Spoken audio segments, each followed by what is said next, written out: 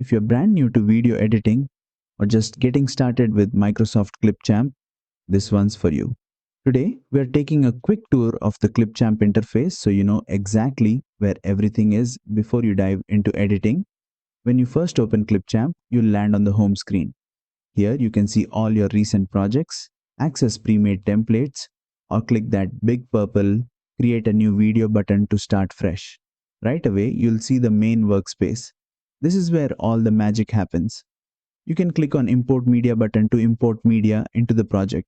Select a file and you can see that it has been imported into Clipchamp. Now, down at the bottom is your timeline. This is the core of your editing space. Drag your video, audio, and images here, split clips, rearrange them, and line everything up. Drag the clip into the timeline. At the very top, you've got your project name, undo and redo buttons, and the export button to save your final video. On the left side, you'll see all your creative tools. This is your main editing panel.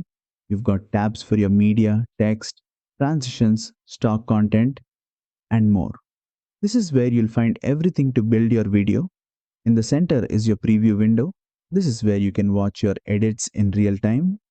Any changes you make in the timeline or settings will show up here.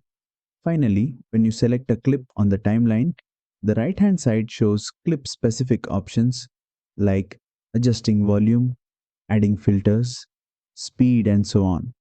And that's a full overview of the Clipchamp interface. Now that you know where everything is, you're ready to start editing your first video with ease.